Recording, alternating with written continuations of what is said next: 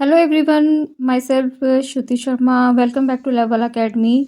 Today I will discuss new topic about from we have taken from immunology. तो immunology का जो एक important topic है जिसका नाम है इम्यून रिस्पॉन्स। तो देखिए इम्यून रिस्पॉन्स का मतलब क्या होता है कि इम्यून हमारा बॉडी का ही एक पार्ट है जहाँ पे कि हमारी पूरी डिफेंस मैकेनिज्म होती है। तो इम्यून सिस्टम हमारी बॉडी के अंदर किस तरह से काम करता है जब कोई फॉरेन पार्टिकल हमारी बॉडी में एंटर करता है, यानी कोई एंटीजन हमारी बॉडी में एंटर करता है। तो जब वो हमारी बॉडी में एंटर करता है तो दो तरीके से मैकेनिज्म होती है। तो सबसे पहले बनती है हमारी प्राइमरी एंटीबॉडी, देन बनती है सेकेंडरी एंटीबॉडी। तो देखिए जैसे आप पहली बार किसी से मिले हो तो आपका वो होता है, पहली बार कोई बंदा आपसे मिल रहा है, आपको ये याद नहीं रहता है कि हाँ वो कौन है क्या है, लेकिन जब आप उससे सेकंड टाइम में मिलते हो तब वो आपकी मेमोरी में फिट हो जाता है कि हाँ मैं इससे कहीं भी मिला हुआ हूँ। सेम इसी बेस पे अगर आप समझेंगे कि कोई एंटीजन है, मान लीजिए कोई आपका यहाँ पे एंटीजन है और ये आपका कोई ह्यूमन है। इस ह्यूमन के अंदर जब ये एंटीजन जाता है तो वो पहली बार जब इससे मिलता है तो यहाँ पे एक प्राइमरी रिएक्शंस होती है। फिर जब ये प्राइमरी होने के बाद इसकी मेमोरी में फिट हो जाता है, तब जब वो सेकंड बार यही सेम एंटीजन अगर बॉडी में जाता है तो वहाँ पे सेकेंडरी रिस्पॉन्स होता है। तो बेसिकली प्राइमरी और सेकेंडरी रिस्पॉन्स चलता है एकदम फर्स्ट मीटिंग में और चलता है सेकेंड बार में। तो इसको हमको इम्यूनोलॉजी में कैसे समझना है आइए देखते हैं। तो पहले हम अपने यहाँ पे नोट्स को भी देखते हैं साथ साथ में कि immune response is a mechanism of how the immune system of the host body, ठीक है, response to a harmful foreign particle और a pathogen in the body. यानी कि इम्यून रिस्पॉन्स जो होता है वो एक ऐसी मैकेनिज्म होती है इम्यून सिस्टम की जो कि होस्ट बॉडी के अंदर जाके किसी भी हार्म पार्टिकल जो कि फॉरेन पार्टिकल होता है उसके प्रति पैथोजेंस के अंदर, बॉडी के अंदर जो पैथोजेंस होते हैं वो रिएक्शंस करते हैं, उसके प्रति वो रिस्पॉन्स करता है। Immune response are induce as a mean of protection from antigen, which antigen are substance that are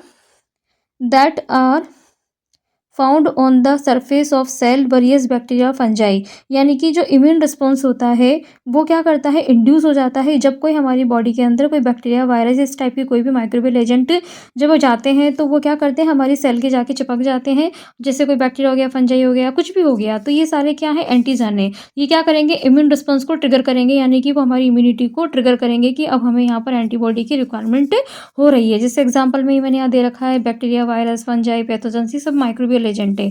अब immune system is a play role in recognized and pathogens to or trying to destroy a substance and contain the antigen. कहने का मतलब ये कि immune system के अंदर वो हमारे पैथोजन को जो अंदर गए हैं उसको क्या करेगा, रिकॉग्नाइज, उसको कोशिश करेगा कि वो कैसे भी करके पैथोजन को फटाफट से जल्दी से उसको मार दे, यानी कि इसको खत्म कर दे। तो एलिमिनेशन का काम कौन करता है, इम्यून सिस्टम करता है। लेकिन इम्यून सिस्टम को आगे ट्रिगर कौन कर रहा है, एंटीजन कर रहा है। एंटीजन जैसी बॉडी के अंदर जाएगा हमारे तो किसको इंड्यूस करेगा, इम्यून सिस्टम को। इम्यून सिस्टम एक्टिव हो जाएगा, एंटीबॉडी बनाएगा और एंटीबॉडी बनाने के बाद फिर वो क्या करेगा, हमारी बॉडी से एंटीजन को एलिमिनेट करने का काम करेगा। तो बेसिकली इम्यून रिस्पॉन्स का काम होता है कि जब भी कोई एंटीजन हमारी बॉडी में एंटर करता है तो उसके अगेंस्ट में हमारा जो इम्यून सिस्टम है इंड्यूस हो जाता है, प्रभावित हो जाता है और देन वो एंटीबॉडी बनाने का काम करता है। देन एंटीबॉडी एंटीजन के साथ लड़के फिर वो आगे काम करती है। देन हम ये देखेंगे कि ये इम्यून रिस्पॉन्स आखिर काम कैसे करता है। तो आगे हम इसको इस चीज़ से समझते हैं कि हमने यहाँ पे, क्योंकि यहाँ पे दो वर्ड आएगा, प्राइमरी और सेकेंडरी। तो देखिए यहाँ पे कुछ ऐसी मैकेनिज्म होती है इम्यूनोलॉजी लेवल पे जो केवल मैं आपको यहाँ पे बताऊंगी कि कैसे ये प्रोसेस होता है। पूरा ये प्रोसेस थोड़ा सा टिपिकल होता है, लेकिन हमारा जो फोकस, हमें हटाना नहीं है, हमारा फोकस प्राइमरी इम्यून रिस्पॉन्स और सेकेंडरी इम्यून रिस्पॉन्स को समझना है। पर बेसिकली मैं आपको बता देती हूँ कि जब कोई पैथोजन आपकी बॉडी में एंटर करता है तो देखिए वहाँ पे इस तरह से सेंसर रिलीज होते हैं। ये सेंसर रिलीज, जैसे मान लीजिए कोई पैथोजन है तो यहाँ पे आपकी एपीसी सेल्स वगैरह होती हैं या कोई आपके बॉडी के अंदर जो भी प्रेजेंटिंग सेल होती हैं जो कि पैथोजन को रिकॉग्नाइज करती हैं, वो एक्टिव हो जाती हैं। तो वो फर्स्ट टाइम साइटोकाइनिन रिलीज करती हैं, जैसे कुछ केमिकल रिलीज होते हैं। देन फिर ये लिम्फोसाइट को एक्टिव करती है। देन फिर यहाँ वापस साइटोकाइन को रिलीज करते हैं।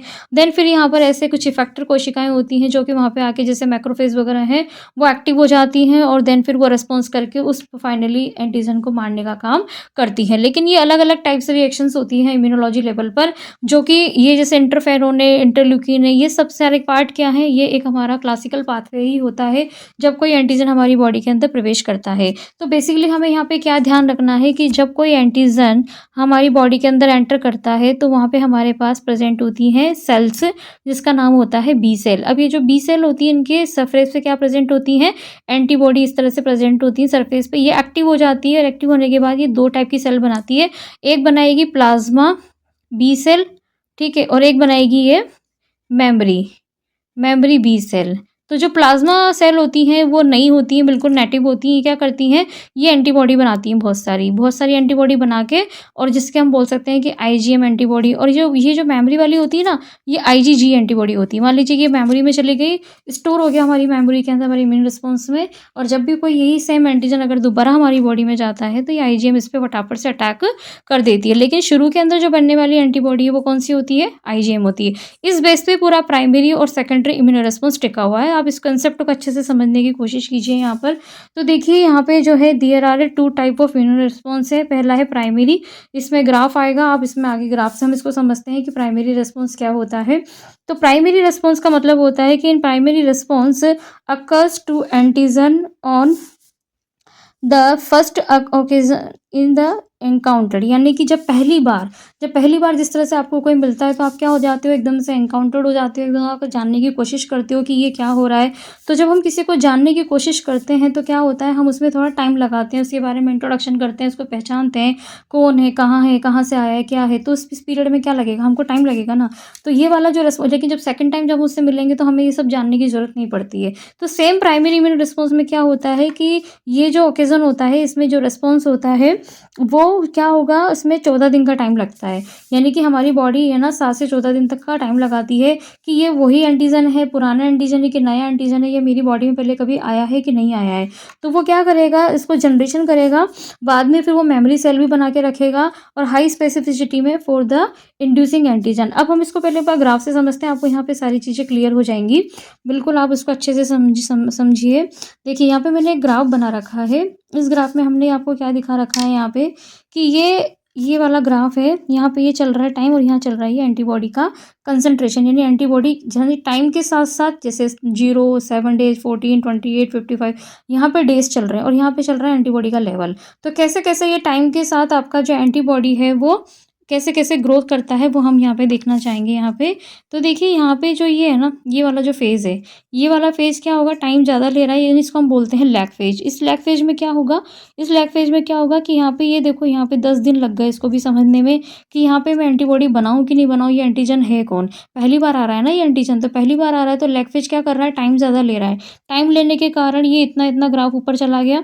10 दिन 14 दिन तक तो ये पहचान नहीं रहा है, ये एंटीबॉडी बनाना स्टार्ट करेगा प्लाज्मा सेल। फिर उसके बाद आता है एक्सपोनेंशियल, यानी कि ये थोड़ा सा बढ़ रहा है ऊपर, तो यहाँ पे क्या हो रहा है, एंटीबॉडी की संख्या बढ़ जाती है, यानी एंटीबॉडी बहुत सारी बढ़ जाएंगी। संख्या बढ़ जाएंगी तो क्या होगा, वो अपना काम करना चालू करेगा। फिर ये धीरे धीरे यहाँ से देखो, ये ऐसे झुक गया ग्राफ यहाँ पे, इसको बोलते हैं प्लेटू फेज। प्लेटू या बोलते हैं हम इसको स्टडी फेज। स्टडी फेज में क्या होगा, जितनी एंटीबॉडी बनी है उतनी ही उसमें पार्टिसिपेट करेगी एंटीजन को मारने में। तो वो क्या होगी, जितनी संख्या मान लो 50 बनी है 50 गिर गई, इस तरह से। तो अगर 10 बनाई है तो 10 गिर गई। तो इस तरह से स्टडी फेज में क्या होगा, इक्वल इक्वल चलता है कि जितनी बनी है उतनी एंटीबॉडी वहां पर खत्म हो रही है। फिर आता है नीचे की साइड में ग्राफ जा रहा है, इसका मतलब क्या है कि डिक्लाइन फेज, यानी कि जितनी भी एंटीबॉडी बनी थी अब वो सारी चीजें क्या हो रही है, डेथ कंडीशन में जा रही है। तो यहाँ पे ये वाला जो फेज है वो लैग फेज है। फिर ये एक्सपोनेंशियल है, मतलब बढ़ने वाला है। यहाँ पे ये स्थिर हो गया, यानी कि प्लेटू फेज है, और ये वाला जो है आपका डिक्लाइन फेज है। तो इस तरह से यहाँ पर आईजीएम एंटीबॉडी का प्रोडक्शन होता है। करता कौन है, बी सेल करता है, क्योंकि बी सेल यहाँ पे इंड्यूस हो जाती है। और यहाँ पे टाइम जैसे 0, 14, 28, यानी 28 डेज तक आपका क्या चलेगा, प्राइमरी इम्यून रिस्पॉन्स चलेगा। उसी के अकॉर्डिंग हमें फीवर भी आता है। डॉक्टर कहता है हमें कि नहीं फीवर आ रहा है, आप मुझसे 5 दिन बाद आना, 7 दिन बाद आना। तो क्यों आना, क्योंकि जब आपका कोई विडाल का टेस्ट होता है, कोई टाइफाइड, डेंगू या किसी भी फीवर का टेस्ट होता है, तो वो डॉक्टर एंटीबॉडी बनने का वेट करता है कि जब तक आपकी एंटीबॉडी नहीं बनती है तब तक उसका वहाँ पे सीरोलॉजिकल टेस्ट क्या आएगा, नेगेटिव आएगा। और आपका बार बार अगर फीवर आ रहा है तो इसका मतलब ये है कि बैक्टीरिया भी आपकी बॉडी के अंदर ग्रो कर रहा है। तो वहाँ पे क्या बनेगी, एंटीबॉडी बनेगी। एंटीबॉडी के बेस पे सीरोलॉजी सारी रिएक्शंस होती है, इसलिए डॉक्टर हमें ये टाइम देता है। अब हम बात करते हैं सेकेंडरी रिस्पॉन्स की। मैं आपको यही ग्राफ में समझा देती हूँ।